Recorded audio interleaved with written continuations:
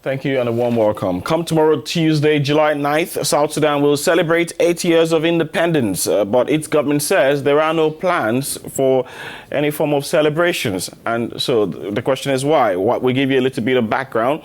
It was on that day 8 years ago that South Sudan broke away from, it split from Sudan after 22 years of civil war.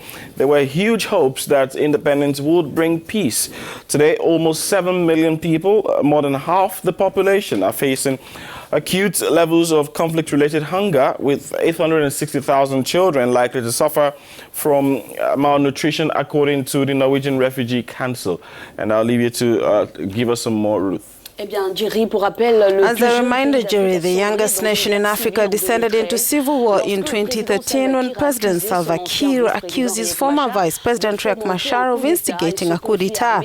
This armed conflict has killed an estimated 300,000 people and forced more than 4 million people, or nearly a third of the population, to flee their homes.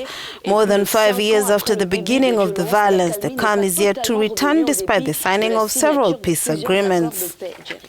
Indeed. Now, we did speak with some South Sudanese to hear their views on what they make of the current situation in the country as they mark 8 years of independence from Sudan. The anniversary coming up tomorrow. Rich Maluel is the executive director of the Screen Rights, and for him, the decision of the government to not celebrate or hold Independence Day celebrations is disappointing. As South Sudanese, everybody would love to celebrate the Independence Day. As we all know, all the happiness that we had on the 9th of July in 2011, everybody would wish to remember their loved ones by remembering the day that they have worked for or they have died for. Very unfortunately that the government has not shown interest to be able to celebrate this day. One aspect is that it shows how much we have failed to recognize even our own efforts to bring out, to achieve the independence of the Republic of South Sudan. Moreover, it could also be a point of teaching the population of the Republic of South Sudan nationalism. So if we don't always consider the days that really matter to us in this country, it will also diminish the love that people of South Sudan have towards their country, because they don't feel that their efforts are recognized.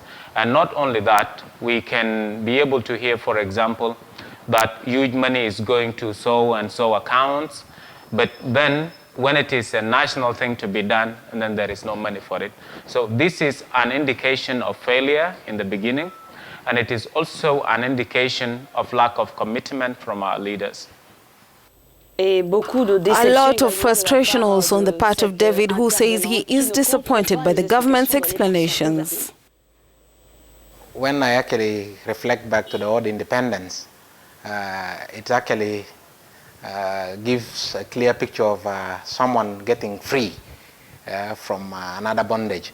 Of course, from the beginning, South Sudan had a very nice celebration of the first independence, where everyone jubilated, everyone was actually coming out to the street madly because of the first independence of the country. I don't want to go back to other histories, but I just want to give my opinion about the two previous celebrations that did not take place. I feel really very sick, because I don't know for what reasons why this celebration did not take place. We have been all along willingly trying to welcome it and celebrate, but like the government or the seat of the nation being on the driving kind of position, they are supposed to lead us through and show us their position. Then we, the citizens, actually come after. But because of reasons best known to them, maybe financial or what, indeed we are left in dilemma. Like citizens, we don't know why this celebration is not taking place, and there is no even clear notification to some of us in order to put us in picture, so that we also maybe try to celebrate in our own houses with the little that we have. But I'm really sick, I'm really a little bit disappointed, because I did not actually expect that to happen to a new country of our kind. A Juba resident regrets that the hopes are dashed after the fight to gain independence. And let's take a listen to him now. I don't feel happy and I don't feel well if I heard that it is not celebrated, because this is, you know, this is a historical day. It's a day that tells us and reflects us that it's a day that we have struggled for this country called South Sudan. And since we have, if we celebrated it, it shows us this is our beloved country that belongs to all of us. But it's not for a tribe or what. We have joined our unity, we join hands together to fight for this day. So I feel badly as a citizen of this country and the youth are on top. I feel badly if people say that they will not celebrate it. It's not a good concern. It is a day that we have to remind and recognize the struggle of our people, those who take arms to fight for the determination of South Sudan called Republic of South Sudan.